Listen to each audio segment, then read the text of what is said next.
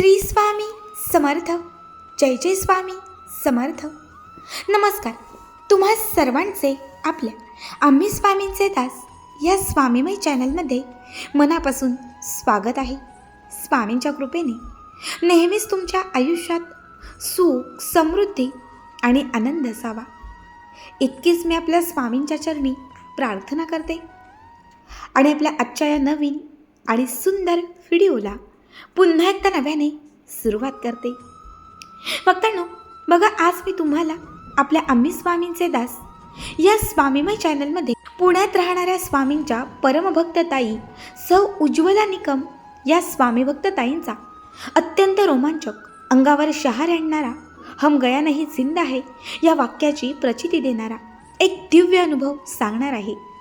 जेव्हा जेव्हा भक्तांवरती वाईट वेळ येते तेव्हा तेव्हा स्वामींची शक्ती त्या भक्ताच्या पाठीशी कशी ठाम उभी राहते आणि त्या भक्तांच्या आयुष्यात कसे चमत्कार घडवते, हे प्रत्येक स्वामी भक्ताला आज या ताईंच्या अनुभवातून पाहायला मिळेल. फक्त त्यासाठी आपला आजचा हा व्हिडिओ स्किप न करता शेवटपर्यंत बघा.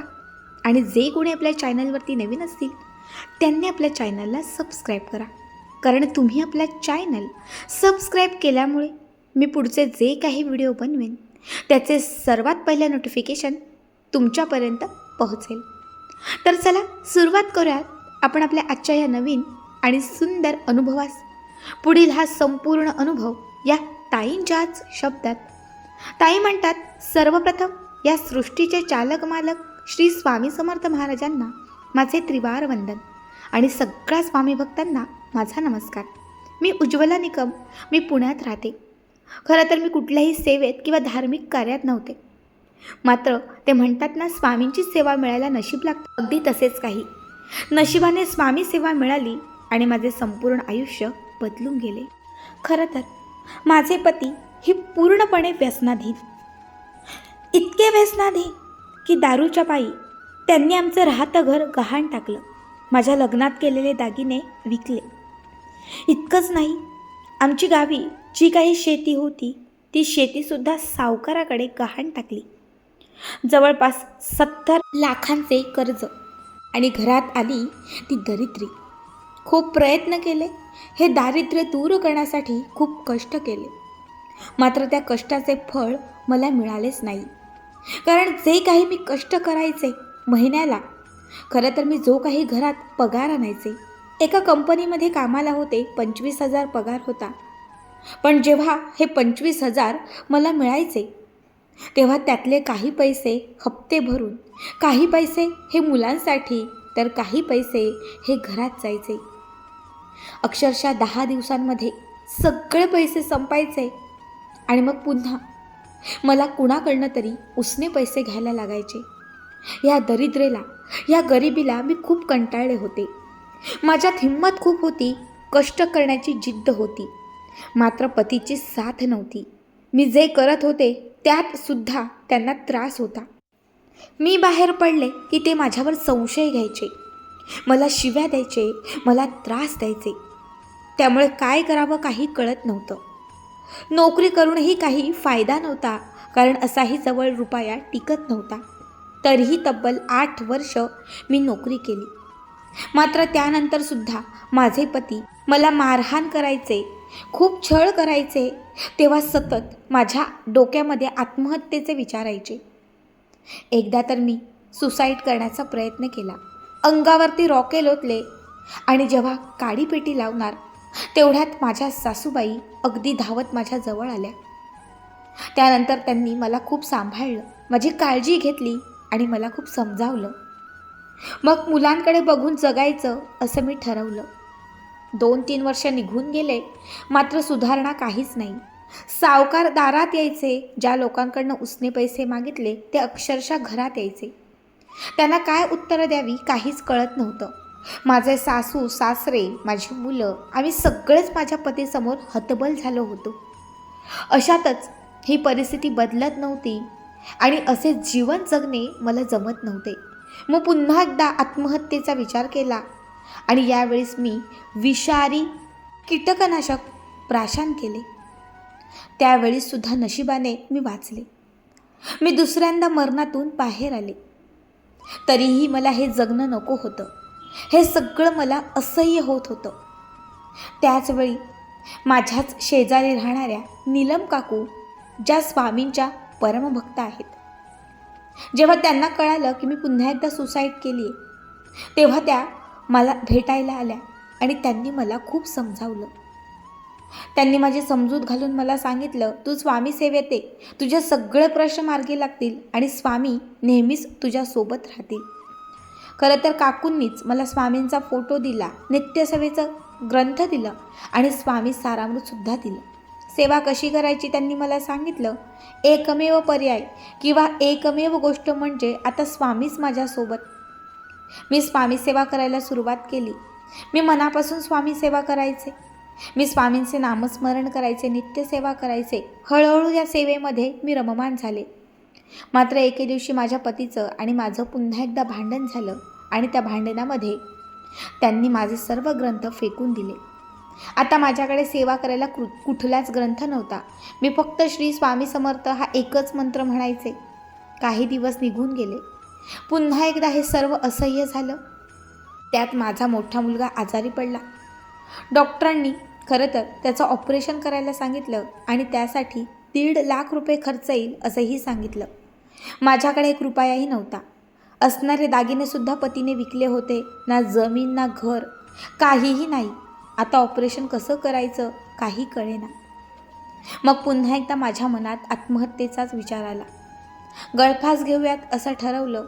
अगदी गळफासासाठी फॅनला दोरीसुद्धा लावली.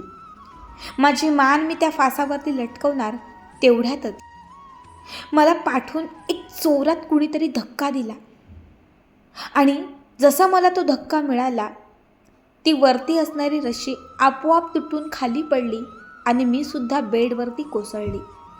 हा धक्का इतका मोठा होता की मला काही सुचेना. पण आपली रूम लॉक आहे, इथे कुणीच येऊ शकत नाही.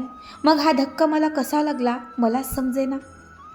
पण जेव्हा मी बेडवर खाली कोसळली तेव्हा मात्र काही शब्द माझ्या कानावर पडले आणि ते शब्द होते, भिवू नकोस, मी तुझ्या पाठीशी आहे. खरं तर त्यावेळी स्वामींनी दिलेली ही पहिली प्रचिती होती. मग त्यानंतर मी स्वतःला खूप सावरलं.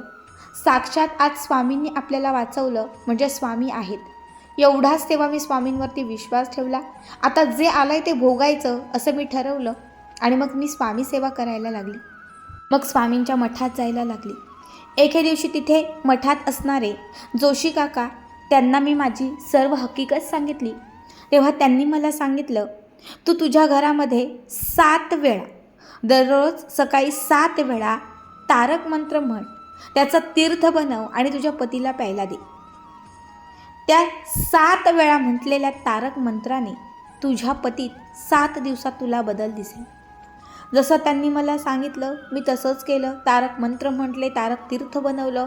माझ्या पतीला ते मी प्यायला दिलं. ते पीत नव्हते, पण जेव्हा सकाळी मी त्यांना नाश्ता द्यायचे, नाश्त्याला जेव्हा मी त्यांना पाणी द्यायचे, तेव्हा पाणी म्हणजे हे तारक तीर्थ मी त्यांना द्यायचे. मग ते पाणी ते प्यायचे. 7 दिवस पूर्ण झाले आणि जसं जोशी काकांनी सांगितलं तसं 7 दिवसात मला अनुभव आला. माझे पती दारू प्यायला गेली किंवा त्यांनी थोडी तरी दारू घेतली, त्यांना उलट्या व्हायच्या.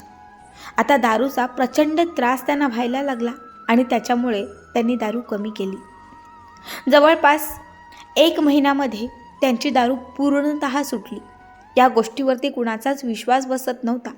अगदी आमच्या घरातले शेजारचे पाजारतेही म्हणत होते की या 1 महिन्यात असा काय चमत्कार घडलाय की यांनी दारू सोडली.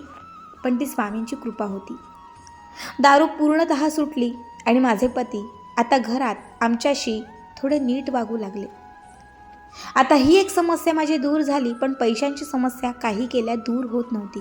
स्वामींकडे एकच विनंती करत होती, स्वामी तुम्ही मला खूप पैसे देऊ नका, मी तुमच्याकडनं पैशांची अपेक्षा करणार नाही, पण हे कर्ज फेडण्यासाठी, ही कर्जमुक्ती आमची होण्यासाठी काहीतरी मार्ग दाखवा. मी स्वामींच्या पुढे साकडं घातलं आणि 11 गुरुवारांना सुरुवात केली. शिवाय दररोज मी संपूर्ण स्वामी सारामृत वाचायचे. स्वामींना म्हटलं, स्वामी मी बरोबर तुमचे 21 सारामृत पारायण करेल, पण या 21 दिवसात मला तुमचा चमत्कार दाखवा आणि काहीतरी चमत्कार माझ्या आयुष्यात घडवा. 20 दिवस निघून गेले. 21वा दिवस होता.